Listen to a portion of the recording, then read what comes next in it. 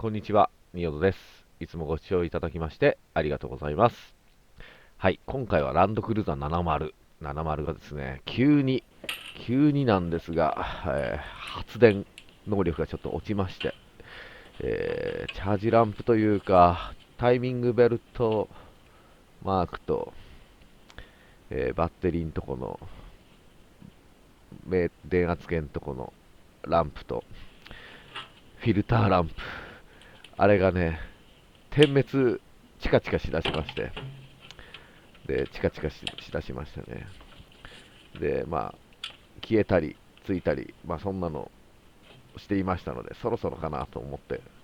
いましたが、やっぱりね、ダメになりました。ので、リビルド品を、購入しまして、急遽ね、自宅の前で、交換ということになりました。特にそんなに工具が必要でもなく、バッテリー外す10番と、オルタ外す12番、14番ぐらいが、コマがあれば交換できちゃうので、簡単な作業ではありますが、せっかくなんでね、簡易的にこんな風にボンネットにクリップでカメラ挟んで撮ってる感じにはなりますが、今回ね、これでね、ささっと交換していこうかなと思います。エンジンかけてでもですね、もう電圧計がこんな低くなってしまっていますので、最初のうちはね、チカチカしていたんですが、ちょっと微妙なラインなのかなという感じはしますけどね。はい。そんな感じで、今回ね、交換して、21万キロもね、オルタ使ったのでいいかなということで、リビルド品をね、今回購入しました。新品買おうとしたらやっぱ10万ぐらいするので、いやー、リビルド品だと3万ぐらいで買えるので、ちょっとケチった感じにはなりますけど、他のランクル80とかも、リビルド品に変えたりしております。HDJ、白の HDJ ももちろん変えてありますし、リビルドしたやつのオーバーホールしたやつをコアだけ買ってオーバーホールしたやつを、自宅にね、置いてある、予備で置いてあるので、HDJ に関しては、問題なくいつでも修理が可能だったんですけど、この70はちょっとね、売ろうと昔考えた時があったので、そこまでちょっと部品を用意していなかったんですけどね。はい。HDJ に関しては、いろいろと補修できる、ウォーターポンプからタイミングベルト、テンショナー、はい、そういうのとか、プロペラシャフト、フロントリアとかね、ドライブシャフト、アウターのシャフトとか、そういうの全部新品置いてあったり、中古置いてあったり、即走り出すことが可能な感じにはね、しております。はい。そんな感じで今回はね、こんな固定カメラになりますが、一応記録のためにね、残していこうかなと思っております。よろしくお願いいたします。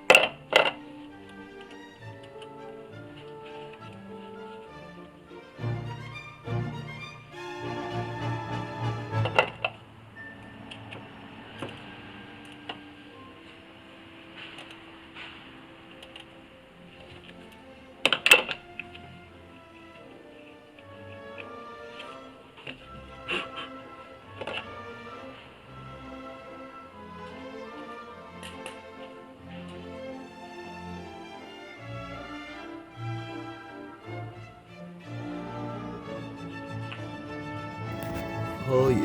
交換がね、終わりました。下のアンダー外してやろうと思ったんですけど、ここからできたんで、手間かからなくてよかったです。はい。そんな感じでこれから早速チェックしたいと思います。